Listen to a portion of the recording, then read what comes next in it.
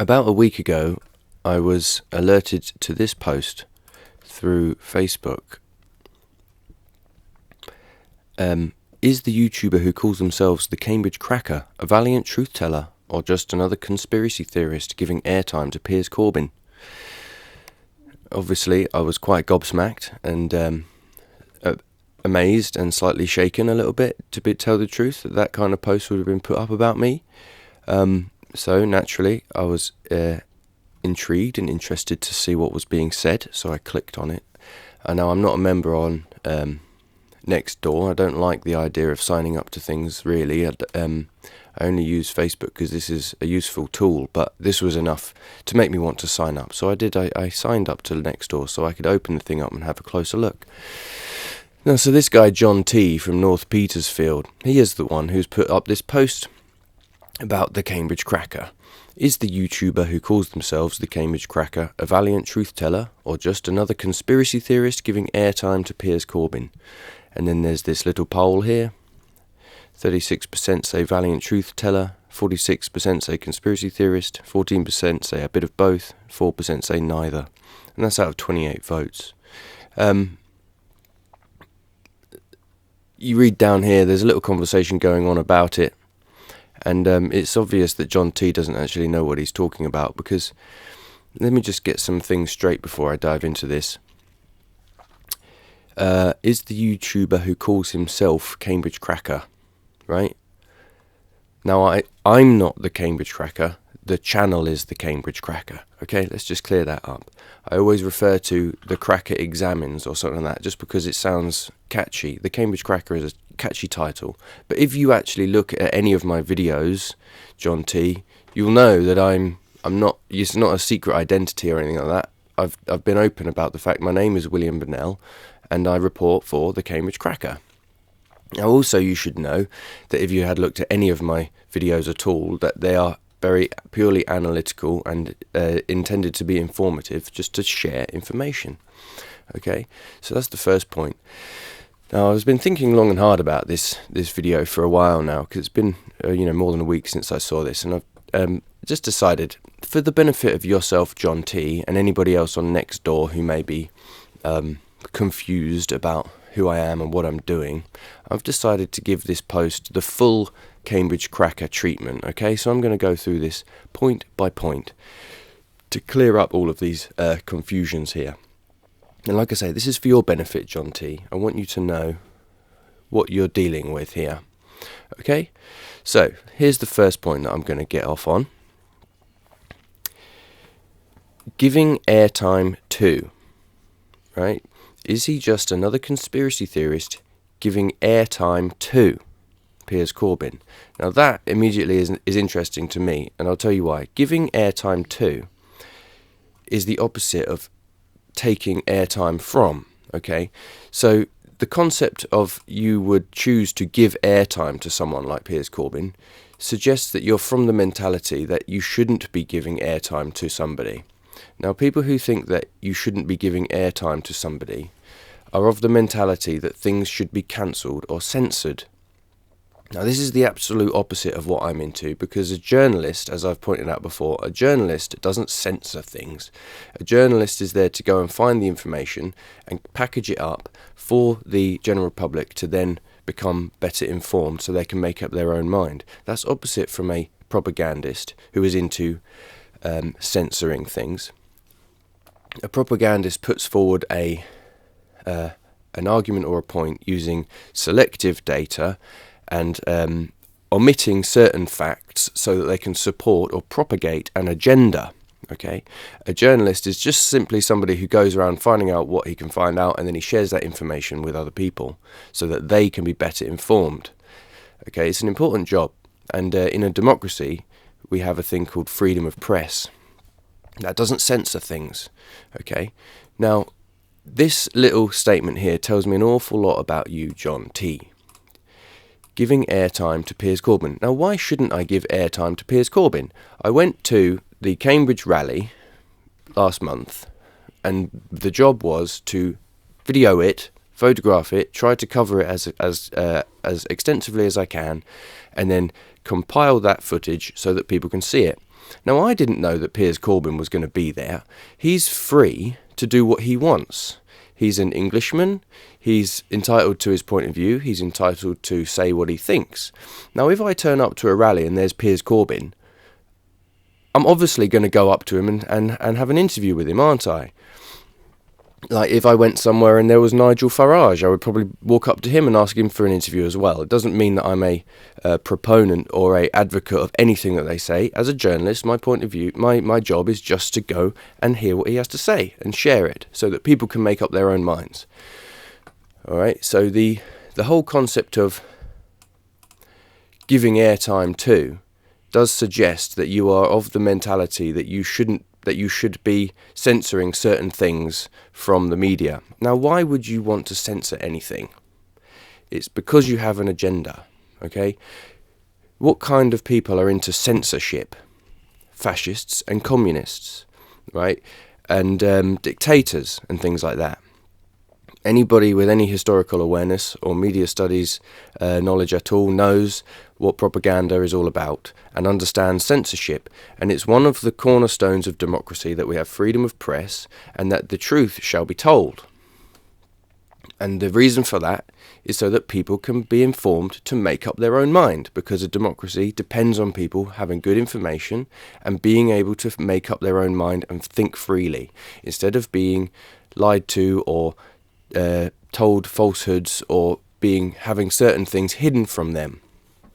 Okay, so that's the first point I'm going to go into there. Now, the second point is this. Does me standing next to Piers Corbyn make me the same as Piers Corbyn? Right, so if you've decided in your mind that Piers Corbyn is a conspiracy theorist, all right, that's fine, that's your point of view about him. Does me standing next to him make me a conspiracy theorist? Well, judging by these comments down here, yes, it does. Because by standing next to him and videoing myself talking to him, I seem to have absorbed all of his negative publicity in people's minds.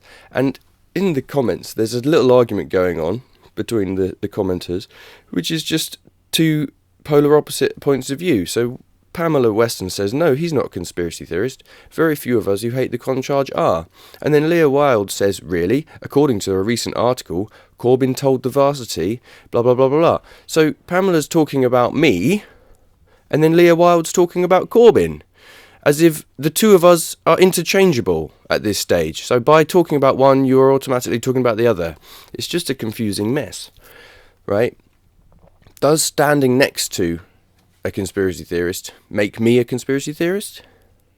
Well, look, if by that logic, does standing here I am interviewing King Arthur Pendragon, a druid, does that make me a druid? Here I am talking to Alan Miller of Take Back Democracy. I've never signed up to Take Back Democracy. Does that make me a member of his group just by talking to him? Here's me again interviewing the Labour mayor of Cambridge. Does that make me a Labour supporter? Because on the other hand, there's me standing next to Conservative MP Anthony Brown. Does that make me a Conservative as well? I mean, this is all just getting very confusing, isn't it? And look, there's me talking to a Rebel News, a YouTube journalist. Does standing next to a YouTube journalist make me a YouTube journalist? Oh, hang on a minute. And now let's talk a little bit more about this whole concept of conspiracy theorist, okay? Because this is important. Everybody knows by now that conspiracy theorist is the term and expression which is used to discredit people who talk about things that the ruling classes or the mainstream media don't want people to talk about. So they brand them a conspiracy theorist, okay? But let's just think about this for a minute. Am I a conspiracy theorist? Is anything on my channel even verging closely on conspiracy theory? Or have I been careful to stick very closely to the facts and just show you the information which I've found? I'm not doing very much to interpret. Yes, there is some analysis and commentary, but that's my right. I can tell you what I think about things, but I'm not telling you what to think. I'm just showing you what I see. Now, I notice patterns of things as well. Does noticing patterns make you a conspiracy theory? right? When you look at the councillors who have been voting for all of this stuff, the congestion charge, the Coat and Orchard, Mill Road, the referendum and things, you always see the same councillors standing up and speaking. Now that's just noticing a pattern. Does it make me a conspiracy theorist to notice that? Here's Neil Shaler. He voted against having in December, he voted against having the consultation independently verified, right? Then he went on to vote to close Mill Road Bridge. And then he went on to smash the Coat and Orchard. And then later that same day, he voted to refuse the referendum. Okay, that's just an observation. I'm noticing a pattern. Similarly, let's take a look at Alex Beckett. Now, I've noticed in the last 2 weeks that he's actually told 3 quite big falsehoods in the council chambers. The first one was he said that blue badge holders were going to be able to have 2 cars allocated to them during the debate, and then subsequent to the debate, it was turned out that that was wrong. He also said in a later debate that the IP addresses and multiple entries of the consultation can be filtered out to create a more accurate representation. Now that's not true either. I've got it on good authority from people in the IT world that would be nigh on impossible, if not just extremely costly and impractical to actually do. People use VPNs and things like that. And the third one that he said was that road charging won't come in until 2028. Well, that's another thing that we know is not true. It's actually going to start in 2025 and be rolled out incrementally since then. So those are 3 things that Alex Beckett has stood up that are not true. I'm not saying that those are outright lies, because he might have just been misunderstanding these facts, but they are nonetheless falsehoods that he stood up and said in the council chamber during debates, which would have influenced the outcome of that debate. Does that make me a conspiracy theorist to notice that pattern? Right? Is it a conspiracy theory to notice that in my first ever video from the Milton Road Library, there's this woman here with white hair in a wheelchair saying, "I wish there were less cars on the road." And then about a month and a half later, she was on BBC Look East saying, "Hey, I wish there were less cars on the road." And then, just by coincidence, later on, I'm looking at the CamCycle website, and I find out that she's actually a member of CamCycle. Look, there she is. So does it make me a conspiracy theorist to notice that CamCycle send in people to these public debates to espouse their agenda? And talking about CamCycle, does it make me a conspiracy theorist to notice that Roxanne Dubois, the executive, has been involved in this city deal plan for many, many years? Here's her being interviewed on Anthony Carpen's channel in 2015, when they're actually hashing out the details of the original city plan that all of this is based on. Does it make me a conspiracy theorist to recognise that Roxanne Dubois clearly has been at the forefront of all of this during this whole time? Right, so, CamCycle is clearly instrumental in all of this. And they have been at the forefront with their small minority group membership, 1,300 or 1,500 or so, while all of this has been going on. Does it make me a conspiracy theory to merely note that fact? Not telling anybody what to think. Now, a lot obviously gets said about conspiracy theories, and there are some things that if you breach these subjects, then you automatically fall foul of becoming, in quotes, a conspiracy theorist. But one of those things is what they call Agenda 2030. People have been talking about this. And but is it conspiratorial of me to look on the World Economic Forum website and read that in June 2019, the WEF and the United Nations signed a strategic partnership framework outlining areas of cooperation to deepen institutional engagement and jointly accelerate the implementation of the 2030 Agenda? Is it conspiratorial of me, therefore, to talk about the 2030 Agenda, or am I merely reading the website and noting this document, researching for my own knowledge's sake? Further down the page is a picture of Klaus Schwab signing a deal with Guterres, the UN Secretary General. All right, that's a big moment for them. Now, talking about that partnership is breaching on the subject of what some would call conspiracy theory. But, I mean, clearly before your very eyes, it's right there on their own website. Further to that, is it conspiratorial or is it a conspiracy theory for me to notice that both the Cambridge City Council and the Cambridgeshire County Council are members of the UK 100, made up of all of these local councils from around the country, where all of these traffic restriction orders are being brought in, and that the UK 100 is a group of ambitious leaders who are committed to take bold action towards net zero? Does saying that make me a conspiracy theorist, or am I just reading their own literature? Similarly, to go further, does it make me a conspiracy theorist to notice that Sadiq Khan is the chairman of C40? Here he is.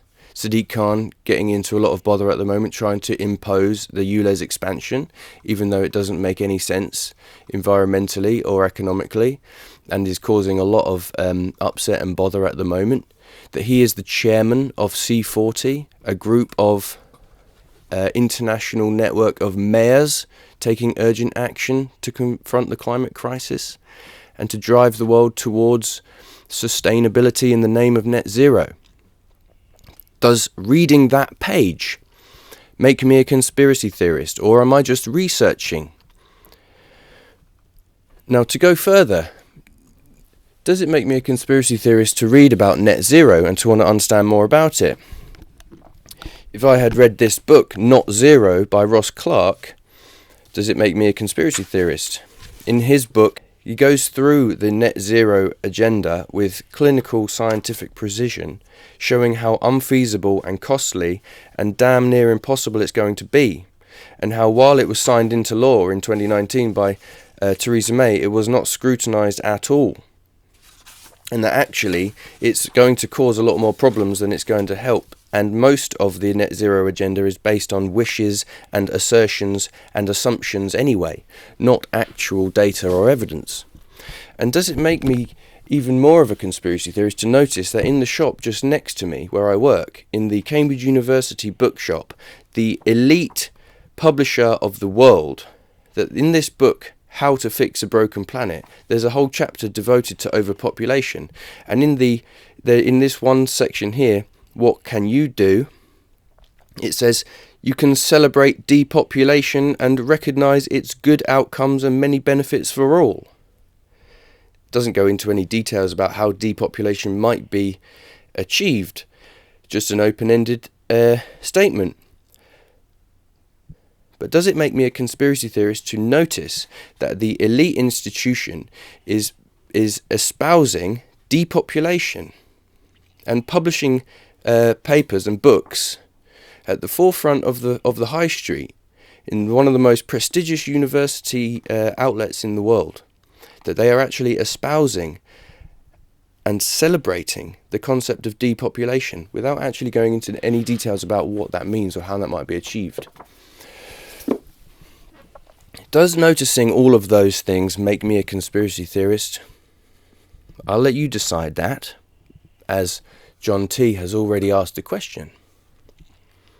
But I would say, in light of everything that I have just brought out and shown you, that these remarks of Piers Corbyn would deserve another look. So, he talks about the agenda of the global elites who believe in global depopulation, and that all of these traffic restrictions are actually about control and power and wealth to depopulate the planet in the name of saving the environment. And for that he gets called a conspiracy theorist, but he doesn't mind that, of course, because as we all know, conspiracy theorist is just something that they use to discredit people who talk about things that the government and the mainstream media don't want you to talk about. The BBC don't tell you the truth, he says. Now, I'm not going to tell you what to think about that, but I agree with him. The Varsity newspaper who quoted all of this is the university's own newspaper, their student newspaper, and by writing in the varsity newspaper you're probably going to go on to write for the Times or the Telegraph or something like that. Now obviously the university is also sponsoring the congestion charge and the GCP. Does it make me a conspiracy theorist to tell you that? So, in summary, in conclusion, I just wanted to pull out all of those points there, and that is my gift to you, John T, who I don't know anything about, but in light of everything I've just said, you could easily be an agent of the GCP or some kind of provocateur anyway, and you are now calling me a conspiracy theorist because you are trying to discredit me and my work, even though if you look at any of my videos, you will know that it is informative, analytical, objective, true, old-fashioned journalism. I haven't got an agenda other than to try to find the truth. I'm not into censorship, and I'm just one man. I don't have millions of pounds and lots of resources. I'm just doing my best here. But when things like this pop up on Nextdoor, it really makes me feel queasy, because I can see what you're doing, whether or not other people will agree. All of what I've just said here is for the benefit of you and whoever else. You can think whatever you think and believe whatever you believe.